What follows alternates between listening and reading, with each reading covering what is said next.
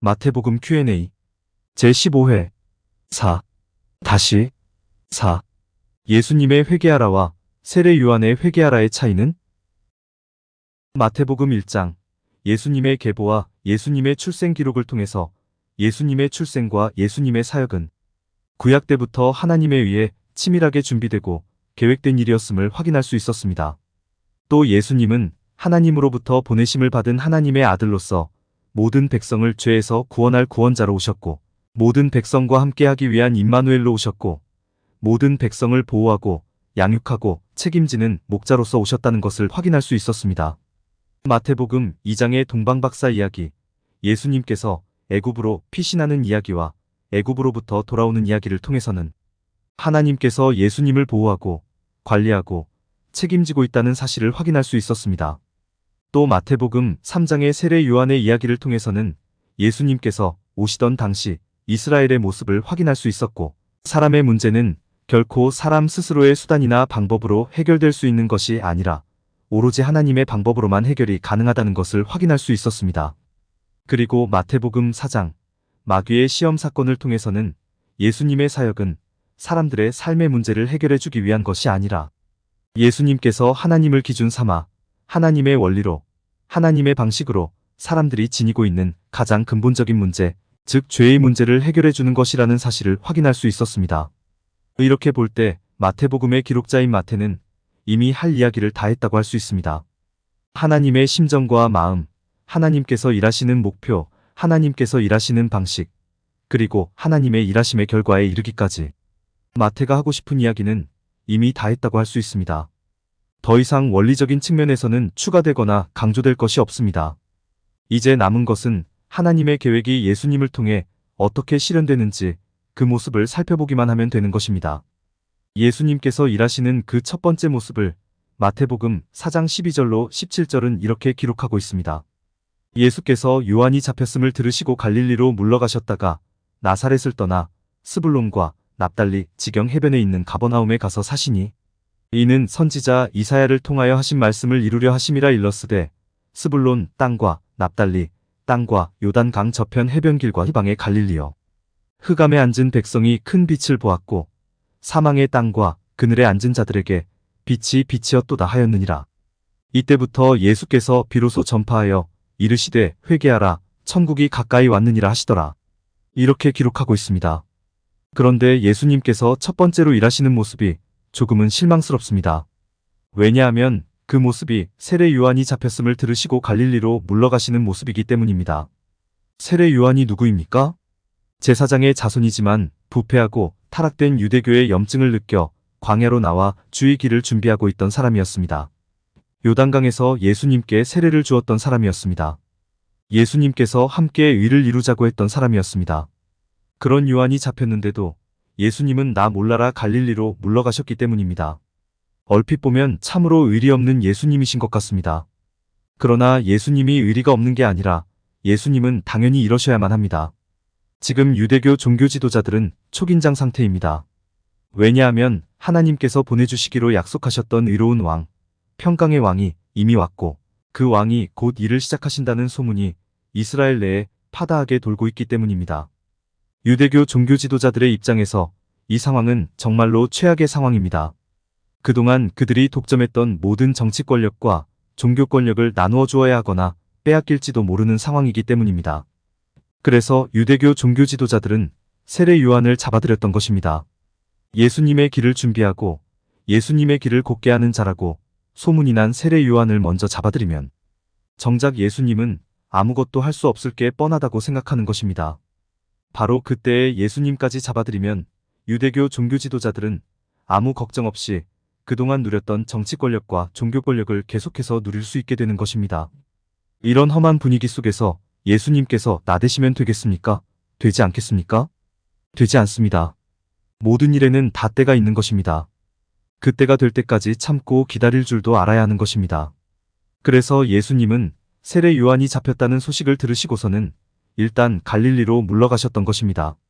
그리고 이 일이 예수님의 즉흥적인 행동, 독자적인 행동이 아니라 이미 구약 때에 예언이 되어 있던 일이라고 성경은 증언합니다. 그 증언이 마태복음 4장 14절, 이는 선지자 이사야를 통하여 하신 말씀을 이루려 하심이라라는 내용입니다. 그렇게 갈릴리로 물러가셨던 예수님은 상황이 조금 나아지자 이제 본격적인 사역으로 들어가십니다.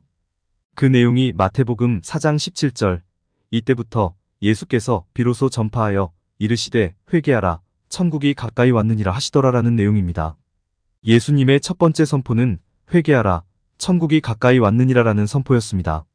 그런데 이 선포를 어디서 들어본 적이 있지 않으십니까? 분명히 들어본 적이 있습니다. 어디서 들어보셨습니까? 바로 세례 요한으로부터 들어본 적이 있는 선포입니다. 마태복음 3장 2절에서 세례 요한이 했던 선포로 예수님은 토시 하나 바꾸지 않고 이 선포를 따라하고 있는 것입니다. 세례 요한이 예수님께 저작 권료를 요구하거나 세례 요한이 예수님을 표절 혐의로 고발을 하더라도 예수님은 아무 변명도 할 수 없을 정도로 세례 요한의 선포를 똑같이 따라하고 있습니다. 그러고 보니 오늘 예수님이 참으로 실망스럽습니다. 조금 전에는 붙잡힌 세례 요한을 외면하고 갈릴리로 물러나시면서 우리를 실망시키시더니 이번에는 세례 요한의 선포를 그대로 따라하면서 우리를 실망시키십니다. 그런데 예수님께서 우리를 실망시키실 분이십니까? 절대로 그렇지 않습니다.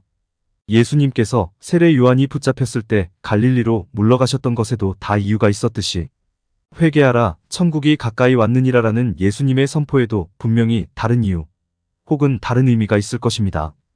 형식과 표현만 똑같을 뿐 내용과 의미는 완전히 다를 것입니다. 즉 예수님의 선포는 세례 요한을 따라 한 선포가 아니라는 것입니다. 그렇다면 세례 요한의 선포와 예수님의 선포는 어떻게 다른 것일까요? 먼저 세례 요한의 회개하라부터 살펴보도록 하겠습니다. 세례 요한의 회개하라가 어떤 의미인지를 확인하기 위해서는 세례 요한이 유대교가 지배하는 세상에서 태어나 유대교의 교육을 받고 유대교의 전통을 따르며 산 사람이라는 것을 잊으시면 안 됩니다. 물론 세례 요한이 부패하고 타락한 유대교와 유대교 종교 지도자들에게 염증을 느낀 것은 맞습니다. 그러나 요한의 정신세계를 지배하고 있는 것은 유대교라는 것을 부인할 수는 없습니다. 그런데 유대교의 가장 기본적인 원리 두 가지가 무엇이었습니까? 하나는 선민사상이었고 다른 하나는 율법주의였습니다. 율법을 잘 지켜 행하면 하나님으로부터 큰 상과 복을 받는 선택받은 백성이 되고 율법을 잘 지켜 행하지 않으면 하나님으로부터 저주와 징계를 받아버림받은 백성이 된다는 것이었습니다.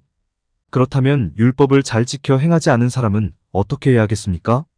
이 사람이 하나님으로부터 저주와 징계를 면하기 위해서는 가장 먼저 무엇을 해야 하겠습니까? 자신의 잘못을 뉘우치고 자신의 잘못을 반성하고 자신의 잘못을 자복해야 합니다. 그리고 하나님의 용서를 구해야 합니다. 그래서 세례 요한이 하는 말이 회개하라는 말입니다.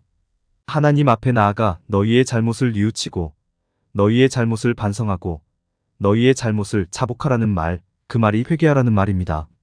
그러나 예수님의 회개하라는 뉘우치고 반성하고 자복하라는 의미의 말씀이 아닙니다. 왜냐하면 예수님 보시기에 사람은 모두 죄인이기 때문입니다. 모든 사람은 모두 죄인이기 때문에 뉘우치고 반성하고 자복할 수 있는 존재, 즉 회개할 수 있는 존재가 아니기 때문입니다. 죄인이 어떤 존재입니까? 하나님을 부인하고 하나님을 거부하고 하나님을 떠난 존재입니다. 하나님의 심정과 마음, 하나님의 성품과 속성, 하나님의 가치와 원리를 모두 잃어버린 존재입니다. 모든 생각, 모든 판단, 모든 결정, 모든 행동을 함에 있어 죄의 원리를 따르는 존재들입니다. 자신들이 죄에게 사로잡혀 있는 것조차 인식하지 못하는 존재입니다. 자신들이 죄인이라는 것조차 모르기에 죄에서 빠져나와야 한다는 생각도 할 수 없는 존재들입니다. 이런 죄인들이 무엇이 옳은 것이고 무엇이 그른 것인지 알까요? 모를까요? 모릅니다. 이런 죄인들이 무엇이 하나님의 원리이고 무엇이 죄의 원리인지 알까요? 모를까요? 모릅니다. 유대교가 그렇게도 강조하는 율법이 지금 하나님의 원리에 따라 적용되고 있는지 죄의 원리에 따라 적용되고 있는지 알까요? 모를까요? 모릅니다. 즉 예수님 보시기에 죄인들은 하나님도 모르고 무엇이 옳고 그른지도 모르는 존재들입니다. 여쭈어 보겠습니다. 이런 죄인들에게 예수님께서 회개하라라고 말씀하십니다. 이 말씀의 의미가 뉘우쳐라, 반성하라, 자복하라는 의미이겠습니까? 그렇지 않겠습니까? 그렇지 않습니다. 하나님도 모르는 죄인들에게 하나님 앞에 회개하고 하나님의 용서를 구하라는 말은 성립이 될 수 없습니다. 옳고 그름도 모르는 죄인들에게 너의 잘못을 회개하고 용서를 구하라는 말은 성립이 될 수 없습니다. 예수님의 회개하라는 말씀은 세례 요한의 회개하라와는 그 수준과 차원이 완벽하게 다른 것입니다.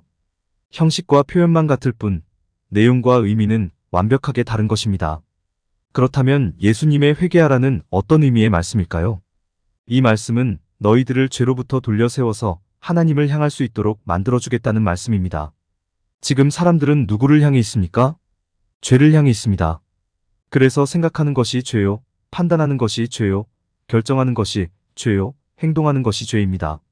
이런 사람들을 하나님께로 돌려 세우시겠다고 예수님께서 선포하시는 것입니다. 그렇게 돌려 세워서 하나님의 심정과 마음, 하나님의 성품과 속성, 하나님의 가치와 원리로 살아갈 수 있도록 하시겠다는 것입니다. 그렇습니다.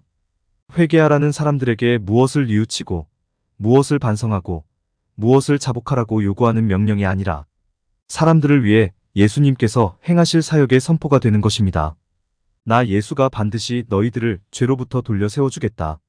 나 예수가 기필코 너희들을 죄에서 해방시켜주겠다. 나 예수가 무슨 일이 있어도 너희들을 하나님의 자녀, 하나님의 성도로 만들어주겠다. 예수님의 약속, 예수님의 다짐, 예수님의 맹세가 되는 것입니다. 우리의 예수님이 얼마나 멋집니까? 회개해, 반성해, 자복해라고 잔소리만 외치던 세례 요한과는 비할 바 없는 예수님이십니다. 오늘 예수님의 회개하라와 세례 요한의 회개하라 사이에는 엄청난 차이가 있음을 확인했습니다. 그렇다면 계속해서 이어지는 내용 천국이 가까이 왔느니라라는 내용에는 차이가 있을까요? 차이가 없을까요? 당연히 차이가 있습니다. 예수님의 천국과 세례 요한의 천국 사이에는 엄청난 차이가 있습니다. 마태복음 다음 편 영상에서 확인해보는 시간을 갖도록 하겠습니다. 공감이 되었다면 구독과 좋아요, 알림 설정 부탁드립니다. 하나님의 말씀을 바르게 전하는데 큰 도움이 될 것입니다. 평등하고 공정하며 정의롭고 행복한 세상을 이루는데 큰 도움이 될 것입니다.